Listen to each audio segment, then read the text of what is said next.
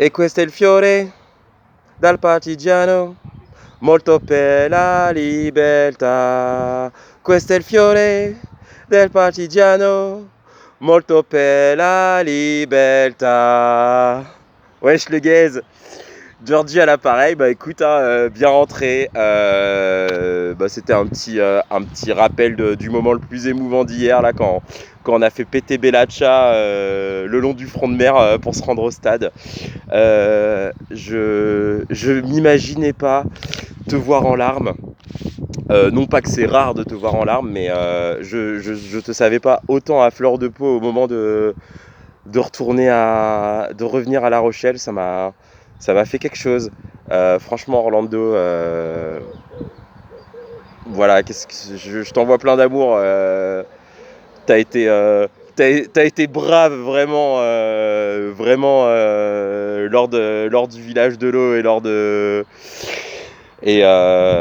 la manif à La Rochelle. Je pensais pas que t'avais autant pris sur toi ce jour-là. J'étais peut-être trop concentré sur le fait de bouffer après justement le coup de stress et le fait qu'on ait chanté Bellaccia le long du front de mer. Donc voilà, big up à toi. D'ailleurs, en parlant, avant d'aborder le sujet de cet épisode de Quartier Latin, j'ai plusieurs dédicaces à faire. Alors une qui est plutôt grave parce qu'en fait, lorsque nous étions nassés à La Rochelle, en fait, à 3 mètres de nous, au moment où Orlando parlait de se décaler et d'aller au centre de la route, une camarade a été atteinte par une désencerclante dans le dos. Donc voilà, à quelques secondes près, ça aurait pu être l'un d'entre nous. Ça fait réfléchir. Et en fait, hier, on a eu un autre exemple, mais un exemple beaucoup plus kawaii. Essai bleu en première mi-temps, inscrit par Carla Arbez. Les Bleus mènent 5-0. Morgane Bourgeois s'élance pour la transformation. Et en fait, on est assis pour la transformation. Et donc, le ballon s'envole et il atterrit juste derrière nous. Donc si on avait été debout, on l'aurait pris plein de fif. Si on avait levé les bras, on l'aurait capté. Mais en fait, juste derrière Rachel, il y avait une jeune fille accompagnée de son papa et de sa maman. Et bah le ballon lui est tombé dessus, lui est tombé sur la main. Elle a pas su le capter parce que je pense qu'elle s'y attendait pas. Et le ballon en fait a rebondi sur sa main. Il est passé entre Rachel et moi. Et il est retombé et c'est le stadier qui l'a rendu aux joueuses. Et donc, et là la petite elle était là. Oh mais plus jamais je me laverai la main. Et donc là, pareil, pour une histoire de mètres, de centimètres, voilà, si on avait eu le siège 39 au lieu du siège 35, on l'aurait peut-être eu ce ballon. Donc voilà, c'était un petit clin d'œil là. Tu vois, la vie c'est long, le karma c'est réel et le destin nous envoie des signes. Oh, je suis désolé pour cette lumière. On repasse sur du cadrage à l'épaule. Filtre fleur, intensité 7 et on est là on est en paysage, donc c'est 4 tiers Orlando. Autre chose, lors du bilan du 6 Nations, tu m'avais dit 2 punchlines, tu m'avais dit il faut absolument que tu trouves un moyen de les caler.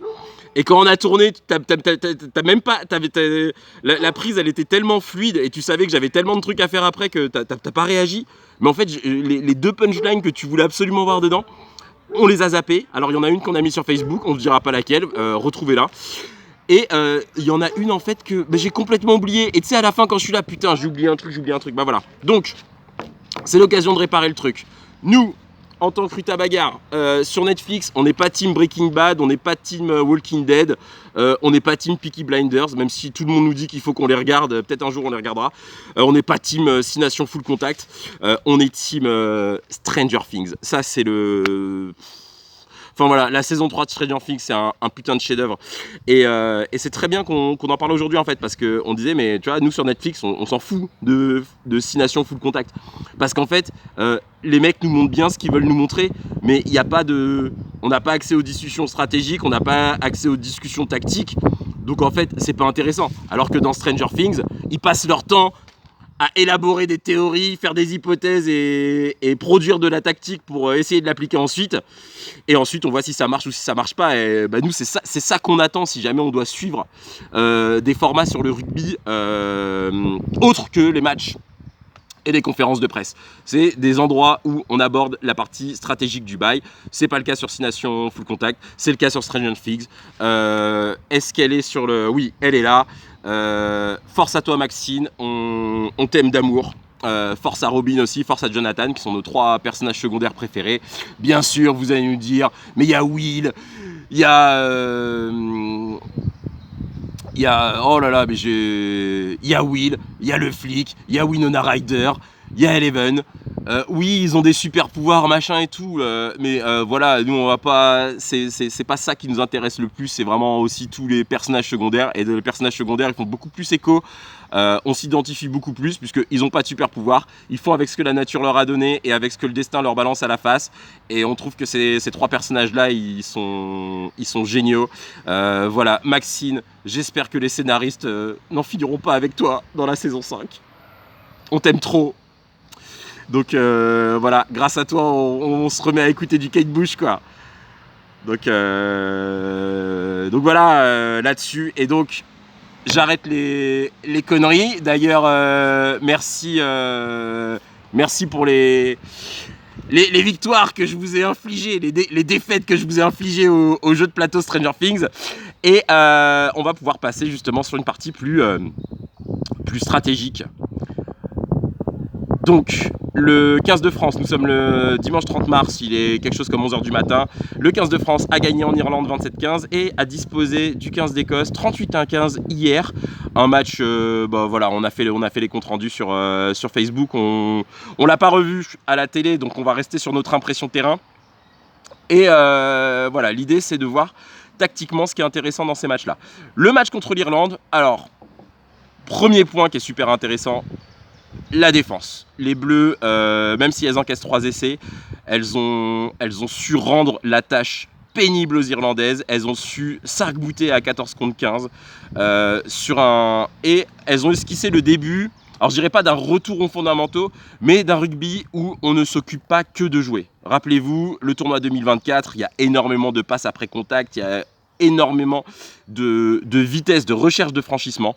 Le spectacle était enthousiasmant, on va pas revenir dessus, mais c'est vrai que lorsque les équipes de la première division mondiale ont serré la vis, et je peux vous garantir que les Canadiennes, elles ont serré la vis très très fort, et voilà, ça a donné un score du genre 46 ou 47-24 en faveur des Canadiennes, sans que les Bleus aient foncièrement à démériter.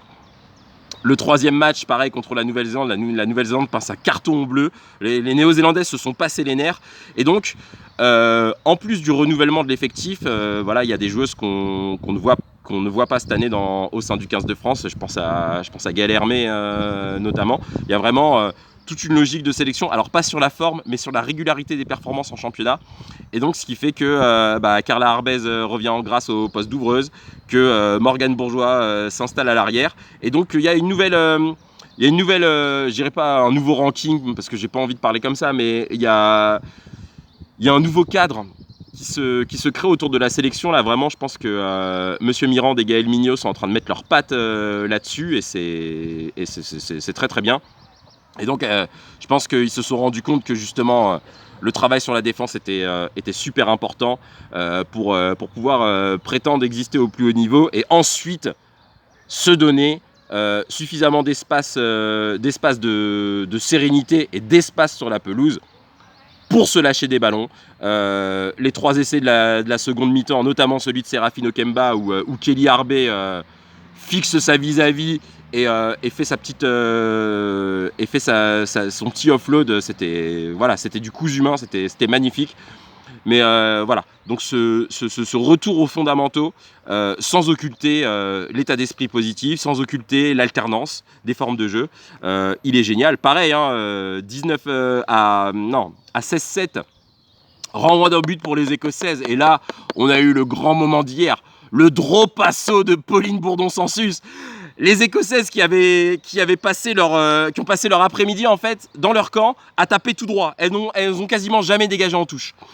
À taper tout droit pour espérer nasser ensuite les Françaises qui relancent de trop loin. Donc voilà. Et ben là, Pauline Bourdon, elle est seule, il n'y a personne devant. Un petit pas, elle lève la tête, boum, drop. Ça c'était, voilà, ça faisait 11 ans que personne n'avait inscrit de drop dans le cadre du 6 Nations féminin. Et voilà, donc ça c'est le truc, ce pragmatisme-là, je pense qu'il est, il est fondamental pour espérer exister, pas seulement contre les Irlandaises et contre les Écossaises, mais il a fait beaucoup de bien contre ces Irlandaises. Autre point tactique, donc là, face au tout droit au pied des Écossaises, les Françaises ont répondu par un autre tout droit. C'est-à-dire qu'on a vu à de très nombreux instants dans le match, point de fixation, une avant, relève la balle et repart tout droit. D'accord? Donc là, c'est du pick and go, mais tout droit.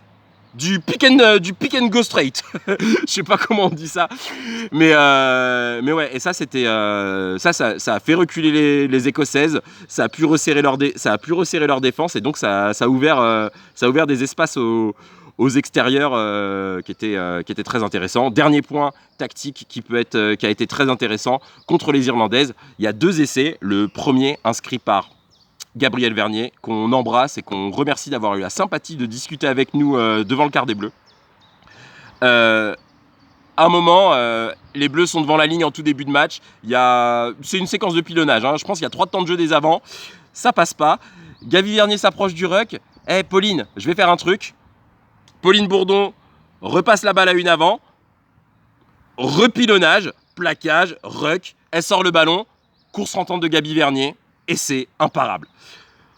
Fin de match, il y a 20-15, donc les Irlandaises sont à une marque d'écart.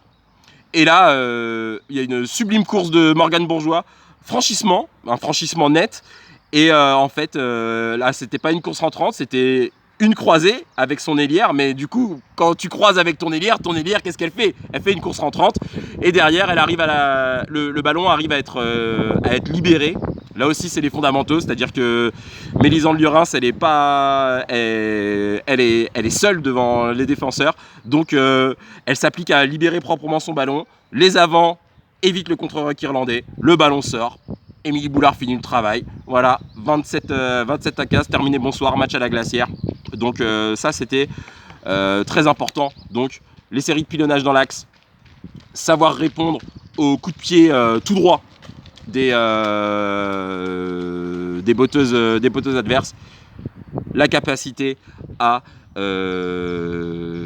les temps de jeu dans l'axe, on l'a dit, avec les avants, et la capacité à proposer des courses rentrantes près de la ligne de marque, dans la zone de marque, pardon.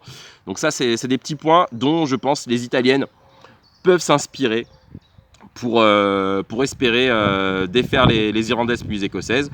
On y croit pour elles, sur ce qu'elles ont fait en seconde mi-temps contre les Red Roses. Il y a la place de sortir une performance de 80 minutes. Maintenant, attention, les Irlandaises, elles sont fit, elles sont ambitieuses et se sont donné les moyens de leurs ambitions. Mais il y a ça, donc après, les trucs habituels, défense mais les touches. Ça, on n'y touche pas. Mais ces 3 points que les Bleus ont su mettre en place face à leurs adversaires celtes pourraient servir aux Italiennes. Et nous, notre focus sera sur la capacité des Italiennes à adapter ces armes-là, puisque les Italiennes, quand on tape tout droit dans leur camp et que ça sort pas en touche, elles relancent beaucoup, elles utilisent beaucoup leurs ailières, enfin leur triangle arrière pour remonter le ballon. Un peu moins le jeu d'occupation. Donc ça va être intéressant de voir si la squadra adapte les 3 points dont on vous a parlé, ou ce qu'elle va proposer comme alternative. Je pense que stratégiquement, ça va être très intéressant et ça permettra de dresser un comparatif entre les options stratégiques et tactiques des 2 équipes, d'autant que les Italiennes ont un nouveau coach en la personne de Fabio Roselli, dont on a partagé une interview sur la page Facebook la page Facebook du Rutabagarre. Donc on vous laisse prendre connaissance de ça. Si vous n'êtes pas bon avec l'italien, nous on adore lire en italien, vraiment c'est tellement beau à lire. Enfin, je ne saurais pas vous expliquer. Moi, j'adore cette langue. Vous traduisez, vous utilisez le traducteur de votre navigateur et vous aurez tout en français. Donc voilà, mais Tlatiamo l'Irlanda déjà, nous considérons l'Irlande, tu vois, nous considérons l'Irlande. Trattiamo l'Irlanda, bah, c'est beau. C'est beau, c'est beau. Irlanda, Orlando, en plus ça sonne un peu pareil, rien à voir.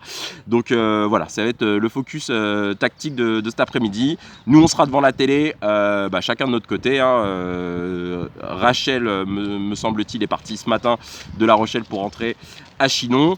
Toi, mon Rodriguez, je crois que tu avais ton week-end off, donc j'imagine qu'hier soir, t'as fait des dingueries à La Rochelle, puisque je sais que quand il y a des larmes et des émotions, le docteur Rodriguez, il sait se préparer des petites potions magiques, et je pense que ça a été une potion magique à base de Pinot des Charentes. Parce que je te connais, Rodriguez, hein, lorsqu'on était sur l'île d'Oléron, on a bien savouré ce petit produit local. Voilà, chers abonnés, je vous fais un gros bisou. On revient. Alors, le prochain match, va y avoir un week-end de relâche. Le prochain match, il est le 12 avril, France-Galles à Brive. Ce sera le premier match de la 3e journée du tournoi. Et donc, la semaine précédente, avant que les compositions d'équipe sont révélées, on va vous faire un petit 36-15 Home Nation encore un consacré aux Galloises. Et puis ensuite, les Galloises, on les laissera tranquilles jusqu'à la fin du tournoi, puisque 2 épisodes de Home Nation consacrés aux Galloises. Vous allez me dire, mais attends, t'as toujours pas parlé des Red Roses, Georgie. L'Irlande et l'Écosse, t'en as parlé, mais sur des visées stratégiques à destination des Italiennes, tu serais pas un peu en train de te foutre de notre gueule là? Tu serais pas un peu en train de nous parler que de 3 équipes au lieu de 6? Écoutez, c'est l'angle qu'on a choisi cette année, j'en suis conscient. On n'a pas non plus énormément de temps pour tourner. On a fait des essais, hein. On a voulu faire une preview, tout ça, c'était trop foutraque. J'avais pas assez d'énergie pour faire un truc qui se tienne bien, qui soit cohérent en parlant de plein d'équipes en même temps. Donc promis, à partir de la 3e journée du tournoi, on parlera des Écossaises, on parlera des Irlandaises, on parlera des Anglaises en détail. Je vous demande un peu de patience, je vous demande de nous laisser regarder les matchs. Les staffs écossais et irlandais, ils travaillent au long cours. Les Red Roses, c'est pas qu'elles travaillent au long cours, elles gagnent au long cours. Leur objectif, c'est de gagner au long cours. Donc on se laisse un peu de temps pour les observer. Vous inquiétez pas, on reviendra vous parler d'elles.